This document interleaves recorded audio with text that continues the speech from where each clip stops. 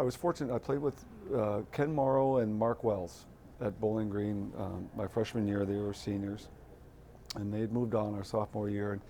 And like all young players, you try to measure yourself against your peers and against other people. And I said, boy, these are pretty good hockey players. And they're playing now with 20 of the other best hockey players from around the country, college guys that I played against a few of them. And I thought they were really good players. And I thought they were going to have a really good team. And then when they lost, after being together for 6 months, the week before the Olympics, to the Russians at Madison Square Garden, I was like, boy, I'm never going to get a chance to play in the NHL, because if these guys that I played with that are that good are getting beat that bad by that team, then boy, the Russians must be a phenomenal team, and the NHL must be a phenomenal league, because there weren't many college guys going right to the NHL. So it was really interesting to see that, and then you sort of look back at it later and say, gee, I wonder if Herb Brooks did that on purpose.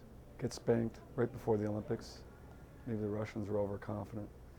But, you know, as I said, like a lot of young guys, you're trying to measure yourself, and you see all these guys, and I thought they were good players, and as it turns out, years later, they were good players. Like, there were some elite NHL players, whether it's Neil Broughton or Mark Pavlich, or Ken Morrow, Davey Christian, Mike Ramsey.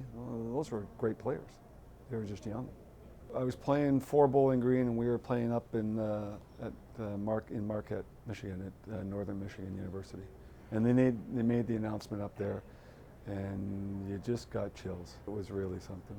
The first time I saw the Russians was in 1972 when they were playing Team Canada, and they were robotic. They were beautiful to watch in terms of thinking and passing and skating, but there was no emotion from them. They'd score a goal, there was no emotion. And then similar sort of thing in 1980.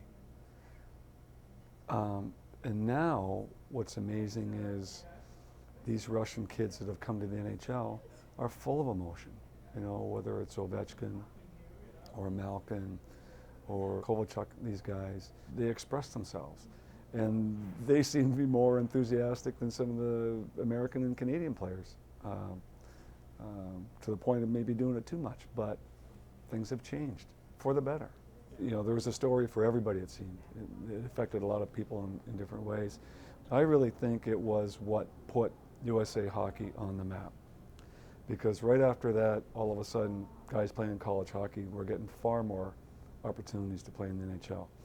A lot of guys who were college free agents were being signed. A lot more players were being drafted. And that victory got a lot of kids playing hockey. And you know, the next generation of players are pretty darn good players. Doug Waite and Bill Guerin and that whole crew, Keith Tkachuk. This story resonates, and this upset resonates with a lot of people because there were so many dimensions to it. There was a part of this story that affected just such a cross-section of people, so many different people. What I think we all admire about this thing is a lot of these guys are really humble guys. They accomplished something just phenomenal that really rocked the sports world, and again, might be one of the most amazing accomplishments ever. They've stayed humble. It says a lot about them and probably why they won. A good bunch of character guys. It's that great American opportunity.